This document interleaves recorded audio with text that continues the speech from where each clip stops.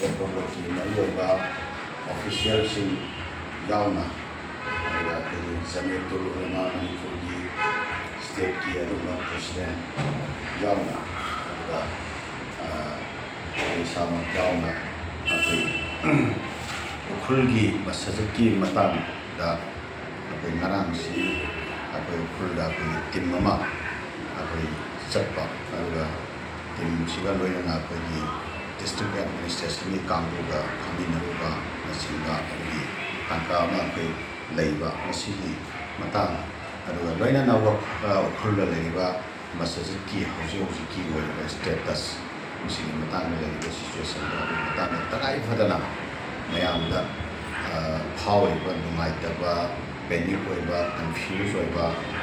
वखलोंसिंग मतंग येंजरकांदा वखम खितंग थंजनबा हाइदना सिसे पुल्लगा प्रेस ब्रीफिंग वखा तौजबनी अखै उखुल लेरिबा मसजिद से मसी 1995 तगी अखै मतंदुदा मणिपुर स्टेट गवर्नमेंट तगी अलॉटमेंट ऑर्डर पीरगा अदुगा खुनफुंग हारिबा खुनसिगी अदुगा चिप की विलेज चिप की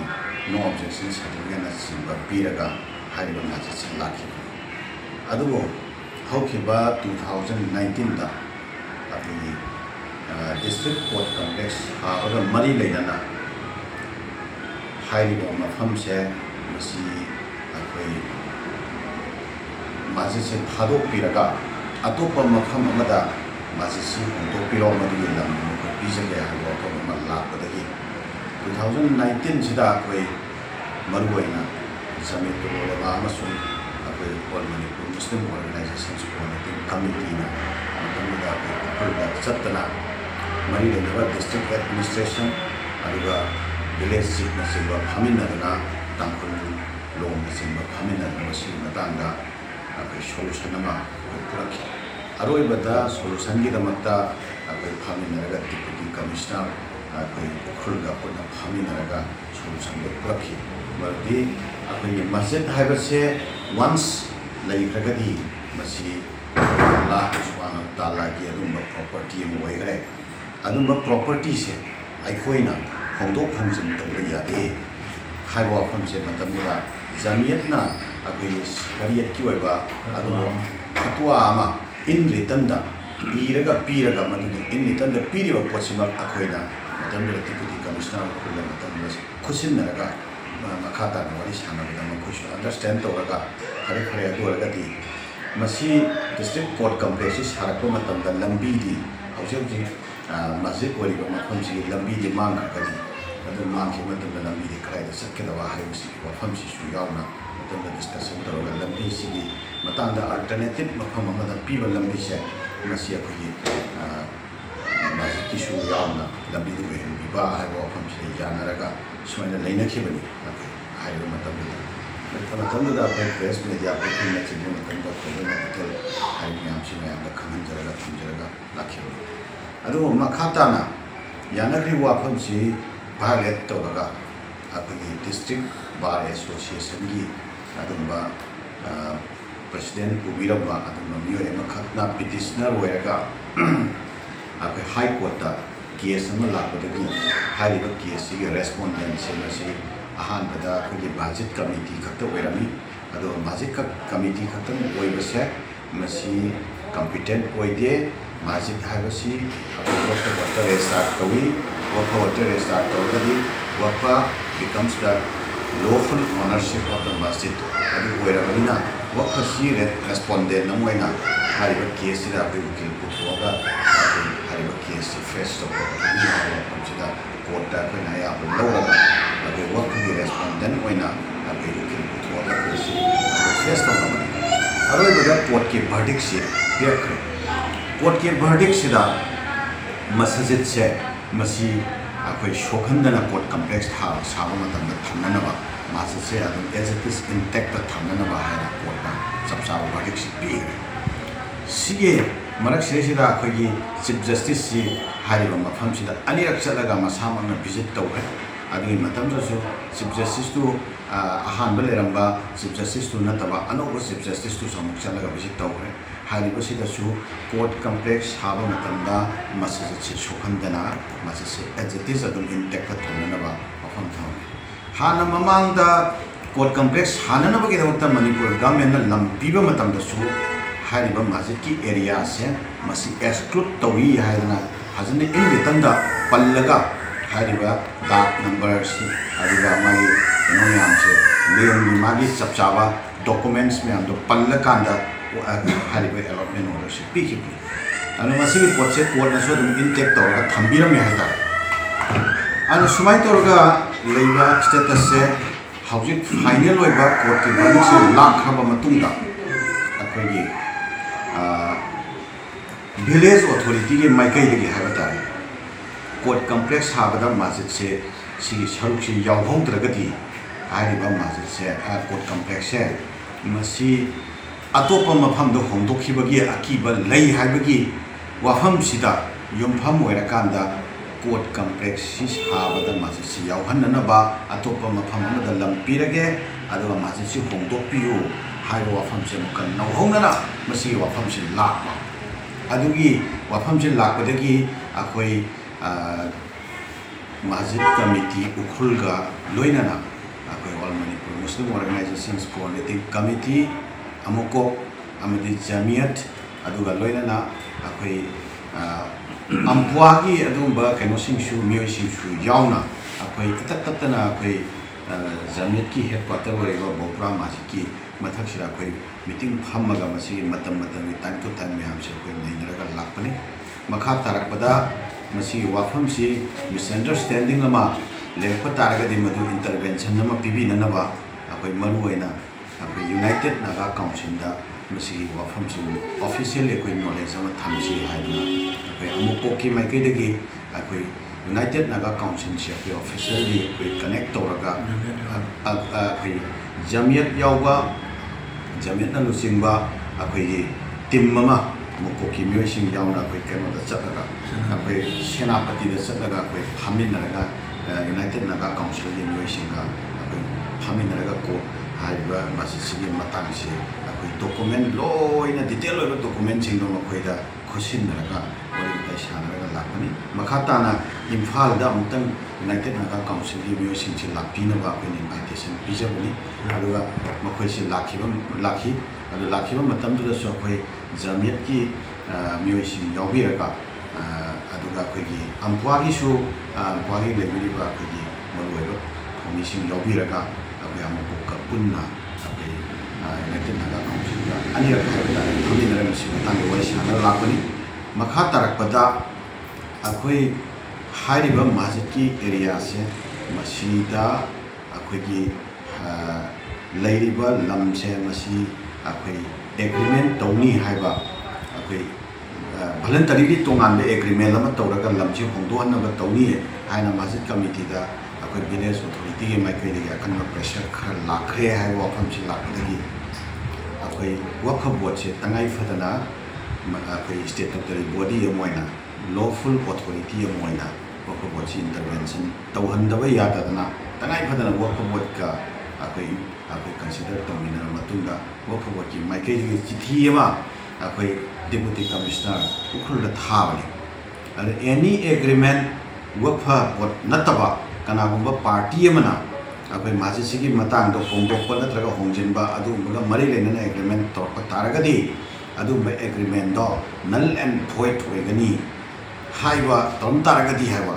नल एंड वॉइड होइगनी हाइबा वफमसि इरा खंगिबनी अदुना मरम ओइरकांदा मस्जिद कम्युनिटी उखुलगा मखोइना तौनरुरिबा एग्रीमेंट से चतबा याद्रे हाइबा वफमसि लेर मतुंदा अदुरगदी फरे अखोई मस्जिद से इंटेक अदुम काइदना लेरनी मस्जिद की जगह भी शोप यारोय अदु कोर्टनसु एक्सक्लूड तौरे अदुगा गवर्नमेंट एनवायरनमेंट थ्रुदसु एक्सक्लूड तौरे मखादाना वफनसु मदि रिपोर्ट सिटो लिटरेट तौरगा इरे अदुम शोप यारोय हाबा वफमसि लेर मतुंदगी लंबी की मतांग से कमाइना तौगदगी हाइबा लंबी की मतांग से अनसर्टेन होइबा सिचुएशन लम एराइज तौरपा अदु लंबी की अनसर्टेन होइबा सिचुएशन से मसी अखोई वक्फ बोर्ड की ऑफिशियल सिंग यावना अखोई स्टेट की लेरिबा CSO की रिप्रेजेंटेटिव सिंग मरुओइना अखोई Jamiat aduga amko Jamiatul Ulema si yauraga akoi ampuagi su akoi anjingdo yaubi gadobani adu khudong chadabadagi akoi yaubam namkhidabani haiba singsi yaubi laga akoi chalaga amtang phaminna si aduga phaminna ga wari kai sanaraga tausi haidana akoi khanara matungda akoi Deputy Commissioner Ukhulse masi wapawaki through the official level letter ama iraga akoi timama official timama ga along with akoi CSO representatives yauna akoi sungana laga phamina na batang tausi haiba proposal se thara matungda ngarang si akoi tangtere ngarang August ki tangtere si sorry August ki tangtere sida akoi ngarang akoi akunba timama khat official wena chati haiba timse hana mangjongna na makoida khangan garwa adumba eno letter ma thara khangan garwa timni ado haiba timse da yawiba myoshing si ayamtang pathok sirake akoi wakhabot ki maikai degi haiba tare yawi bo official singsi MD Tajuddin Shah project officer mangna lusimba timni wakhabot ki myoi mari madudi Sheikh Rahimuddin ada project officer ni ada MD Islauddin Khan masih assistant project officer ni MD Abdul Majid assistant project officer ni ada hari besigal loina la atopa new sing shu wakabot ki ni atopa ani yang shu aku tim jida assist awak aku punna sayin nasi aduga makhatar tarakoda aku ki CSO sing mai kai de ha bata ado ahan da akoi Jamiat ki myoi Jamiatul Ulema Manipur ge mai kai de ki Maulana Syed Ahmad PS Imam Bopra aduga President Jamiatul Ulema Manipur Samahana Rusing Biba Jamiatul Ulema Manipur ge myoi mari ha bata adudi ma masama leire ani shubada Maulana Muhyiddin aduga ahum subada Maulana Abdul Hakim mari subada Hafiz Basir haiba music sinari present toba aduga amuko ki maikai degi ai isama aduga akogi academy oiba aduga youth influencer suiba aduga media personality suiba akoi mira saha kori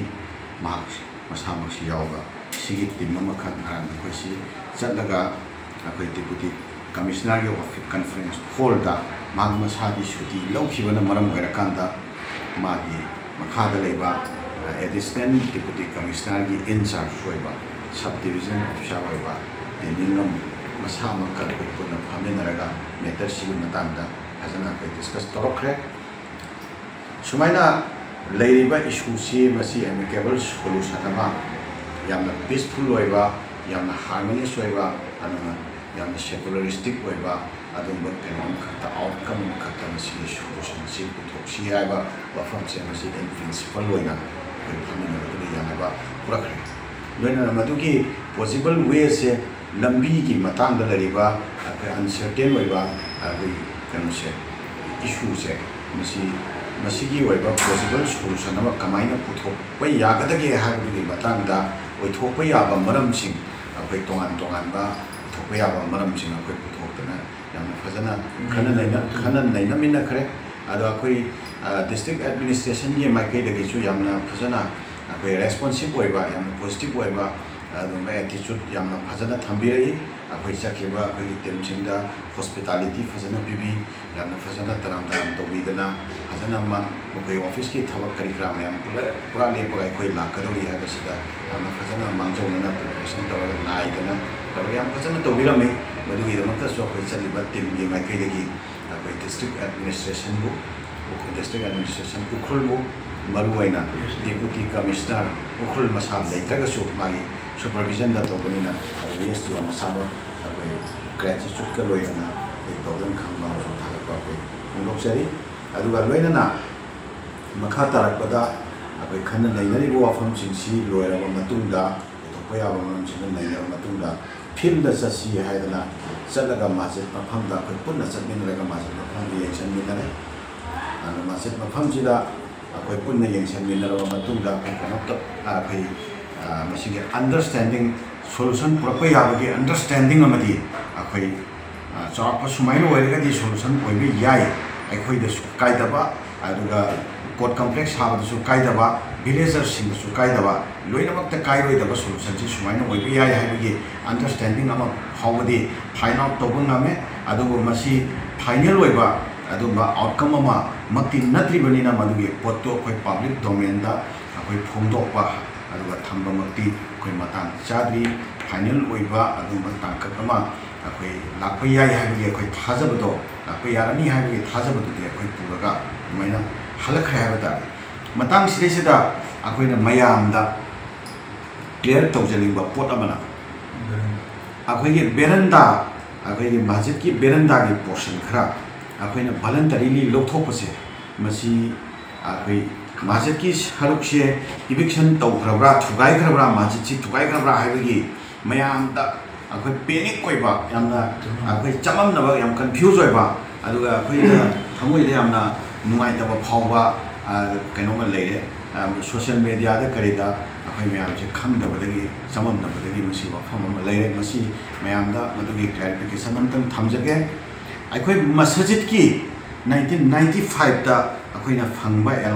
allotted area से 32 by 40 feet ने मसीगे 32 by 40 से अखोइ इंची एम फो सोक पलाइते माजिकी एज इट इज अखोइ हौजिक इंटेक्टा माजिकी जगह इंची एम फो सोक पलाइते हौजिक नारांगसु अखोइ मेजरमेंट पाइरगा अखोइ कनो पाइरगा अखोइ मेजरमेंट टेप पाइरगा अखोइ फजना अवांग मखा येल मतुंगा अखोइ पॉइंट तौरगा अखोइ मदुगी एमिकेबल सोल्यूशन दो नारांग खना नाइनै अदो हौजिक मपान लौथोक्लिबा सरुकसिदी अखोइना मतम अमदा हाइरिबा जगह से पुंगान हांगा लेबा मफम ओइबनिना अखोइ मस्जिद की वजू खाना गुम्बा करिगुम्बा खितंग मतम खरगी फॉर टाइम बिंग अदुम सिजिनगे हाइदना मतम लेदा हाइरिबा मफम सिसे खंथरगा सेमबा सरुक अमा खकनेबा मदु अखोइ मस्जिद की अलॉटेड एरिया दुगी मनुंग चनबन नते अना हाइरिबा सरुकतु इविक्शन तोबियु हाइना डिप्यूटी कमिश्नर ऑफिस तगी चेन लापदुदा अखोइना याम फजना लेबाक मचा ताना अखोइ याम फजना वॉलंटरीली अखोइ अदुगी हाइरिबा हेन सरुकतो मदु अखोइ वॉलंटरीली लौथोक सके अदु तवतबो अखोइ मस्जिद की लेरिबा लंबी की मतंग से सिमदी यामना clarification demarcation or strict direction अमा अखोइ हेम भोगी वना फॉरएवर वे समन मदु लेबदो मोंदा इसे डिप्यूटी कमिश्नर ऑफिस ना मसी केनो तोबियो फजना सिंबियु हाइना उपबोतगी ऑफिशियल वना लेटर इनरगा अखोइ सिरगी इंस्ट्रक्शन फजना पीरगा डिस्ट्रिक्ट अखोइ उखुल की मस्जिद कमिटी की म्यूसिंदा अखोइ फजना इंस्ट्रक्शन पीरगा अहेन सरुकसे मसी अखोइ वॉलंटरीली लौथोकजबनी मस्जिद की जगह दा करिगुम्बा अमा फोबा फावबगी ओइना अकाइबा करिगुम्बा फोबा लेत्री आवा फमसिमा याना थमजदे मैं इंशाअल्लाह ताला अखोइ अथुबा मतमदा लंबी मतंग लेरिबा पोसे हौजि फावगी लेरिबा अपडेट सिगा लोइना मसी फाइनल ओइबा वफम अमा लाकनी हाबगे अखोइ थाजबा लई मदुगी दमक्ता सुमयाना दुआ तौबियो दो मखा ताबसी अखोइ जमियत लोलेमा मणिपुर की प्रेसिडेंट सोइबिरिबा अदु बोकरा माजकी देसिमा अलहाज मौलाना सेठ अमतगी हौजिकी लेरिबा इशू सिगा मरि लेनबा नारांगी जर्नी सिगा मरि लेनबा वफम खितन याना तमिनसी बिस्मिल्लाहिर्रहमानिर्रहीम अयाने हम थदोना नांगाई लेतरे कोई एसएम जलाल मुको के प्रेसिडेंट ना डिटेल्स हाइबी करे अद मणिपुर प्रजा मियाम दयाना हाजनिंग बमदी लई मदुदी मियाम की दुआ तंगाई बदब दरकार लई मियाम ना दुआ तो बिना नबगी आइना नहोना ना मुका अपील तौजरी मरमदी करना है हौजी लंबी की मतंग असिजु इंशाअल्लाह मसीना सोल्यूशन पुरकदरा हाइबतो हौजी फावबगी स्टेज लेरबनिना अदु कोर्टसु लेंगदबा मसीसु लेंगदबा द विलेजर सिंगी मोय बियुम कैसु लेंगदबा अदुगा असिगुमलबा यामना नुसी चानना लेमिनबा याबगी वे अमा अखोय नरांगी जर्नी दुदा अल्हम्दुलिल्लाह फंगमंगमी अदा वलामा सिंग अखोय देमतुलमागी मरुओइबा मिसिंग अदुगा अमुकोकी अमदि वका बोर्ड की अदगी हानदगी औरपंगवागी मियोय कयागी दुआ अमदतै तै मणिपुर की ओलमा सिंह की दुआ देतै तै मरी लेनब सिंह की दुआ पुनमगसी मसी की जरिया दैने नाइ खंजै अदुगा मस्जिद कमिटी उखरुलगी मखोयजु यामना मखोयगे थवाई यामना वान लेरंबा यामना नुवाइता लेरंबदु ngaraange koigi team gi journey aduga wari sanaba मखोयगे ऑफिशियल सिंगा एसडीओ गा अते ते सानदना तौबदु मखोयगे यामना हराव होरे अल्हम्दुलिल्लाह दुगा मसी अथुबदा अखोय इंशाअल्लाह सोल्यूशन प्रोपो यारगनी हाइबगी थादब लेरे अदना मियाम मसी दुआ तौबियो इंशाअल्लाह अदु अखोय मस्जिद काइबा कोटपा अमा करीसु लेते केसु काइरो इंशाअल्लाह अल्लाह न मसी सिंबिरकनी अदुना सोशल मीडिया की अखोय कनोदा मसी आई पंथा थागतपिदबा मनंदि करिनाइदा मसी अखोयना वायरल होना अमरसो पंथा थागलगदी मसी लाना सकिफि याई अदुगा मसी अखोयदि याम अखोय सिक्रेसी मेंटेन तौरगा थबकसी ओइननबा अल्लाह दा हाइजबो लोइना अखोय होना सी हाइबगी वफम से मसी मियामदगी दुआ निजरी इंशाअल्लाह अल्लाह न मसी थुबदा माइ पाखन बिरगा मस्जिद अल्लाह के घर से एजिटी दम कायम मदना लेहन बिरगा पूरे आलम की ओइबा कानब फंगबा मदु खुरुलगी दलेरि मुसलमान सिंह की कानब फंगबा ओहेन बिर सनु अदुगा इबादत तो फम अचोब मफम ओहेन बिर सनु हाइबगी दुआ सि लोइना याना वफम बहा की जुसिनरे वाखिर दावन अल्हम्दुलिल्लाह रब्बिल आलमीन।